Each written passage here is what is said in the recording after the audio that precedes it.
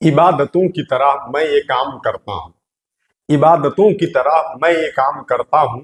मेरा उसूल है पहले सलाम करता हूँ। मुखालफत से मेरी शख्सियत संवरती है।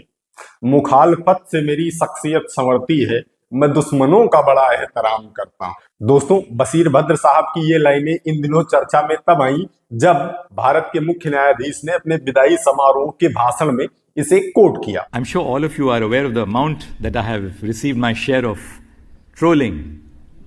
I'm probably one of the most trolled individuals and judges across the system. I will only say with a shairi, and the shairi is, मुखालिफ से मेरी शख्सियत संवरती है, मुखालिफ से मेरी शख्सियत संवरती है, मैं दुश्मनों का बड़ा एहतराम करता हूं।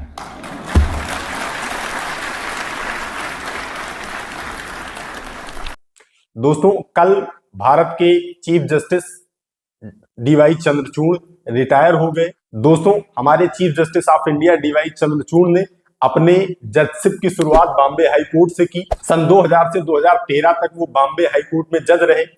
इसके बाद में 2013 से 2016 तक वो चीफ जस्टिस रहे इलाहाबाद हाई कोर्ट में।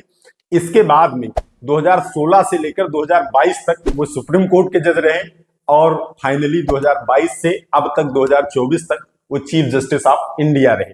दोस्तों, कल जब वो रिटायर हो रहे थे तो उनके सम्मान में विदाई समारोह भी रखा गया था, जिसमें कि सभी लोगों ने उनकी तारीफ करी। कपिल सिब्बल साहब ने उन्हें one of the greatest CGI कहा, जो अब डिजिग्नेटेड सीजीआई हैं। उन्होंने भी उन्हें स्कॉलर, स्टेटमैन, थिंकर और ब्रिलियंट जूरिस्ट की उपाधि भी प्रदान करी। लेकिन दोस्तों, हम अधिवक्ताओं के लिए जो सीखने वाली चीज थी वो ऑनरेबल सीजीआई डीवाई चंद्रचूड़ के भाषण से थी।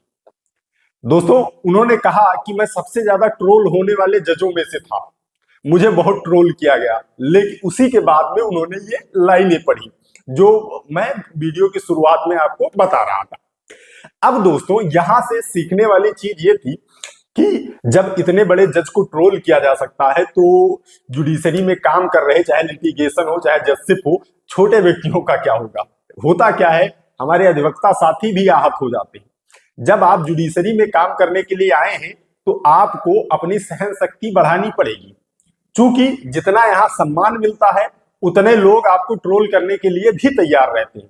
अगर वकालत के जीवन की बात की जाए तो आप किसी के अधिवक्ता हैं, अगर आप उसे केस जीता ले जाते हैं तब तो वो आपकी जय जयकार करेगा। लेकिन केस जो कोई भी केस होता है उसमें एक अधिवक्ता जीतता है, एक अधिवक्ता हारता है। सारे लोग तो जीत नहीं जाते हैं। जिसके केस आप जीत देंगे वो तो आपको भगवान की तरह पूजेगा, लेकिन जो केस हारा है, चाहे वो गलत है वो सही है, वो आपका ट्रोल करेगा, आपका अपमान करेगा कि बहुत खराब आदमी है भाई साहब। इसकी आदत नए अधिवक्ताओं को भी डालनी पड़ेगी। और ये छोड़िए, जिसका केस आप लिए हुए हैं उसी का केस अगर आप हार जाते हैं तो वो बाहर जाकर आपके बारे में बहुत सारी बुराइयां करता है। लेकिन उन बुराइयों से आहत बिल्कुल नहीं होना है। सारे फैसलों को अपने दमदारी से लेना है।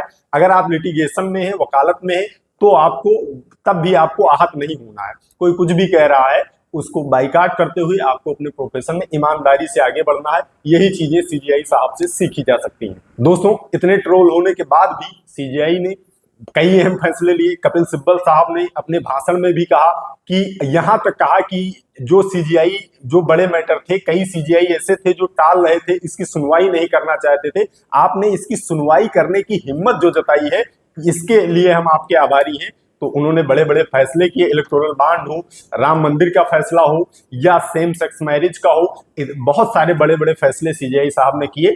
लेकिन सारी चीजों को ट्रैकल करते हुए, सारे ट्रोल को ट्रैकल करते हुए किया। एक बड़ी देन जो उनकी है, ये जो लाइव स्ट्रीमिंग हो रही है, सीजीआई साहब की एक बड़ी देन है। लाइव स्ट्रीमिंग से अब लोगों के अंदर विश्वास आ रहा है, वो कोर्ट की प्रोसीडिंग्स को देख रहे हैं कि कैसे क्या हो रहा है, कैसे क्या चल रहा है।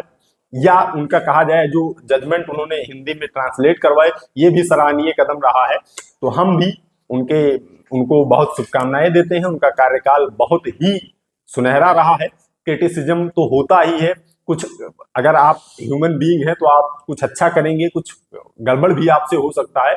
ये चीजें इतिहास डिसाइड करेगा कि उनका कार्यकाल कैसा रहा है। बशर्ते हम लोगों को, जो नए प्रोफेशन में हम लोग आए थे, हम लोगों ने उनसे बहुत प्रेरणा ली है, हम उनको शुभकामनाएं देते हैं और उनसे यही सीख लेते हैं कि आपको ट्रोल से नहीं डरना है, आपको सहनशीलता अपनी बढ़ानी है। किसी भी व्यक्ति के बुराई करने से, किसी भी व्यक्ति के कुछ कहने से आपको आहत नहीं होना है, अपने उद्देश्य को लेकर आगे बढ़ते रहना है।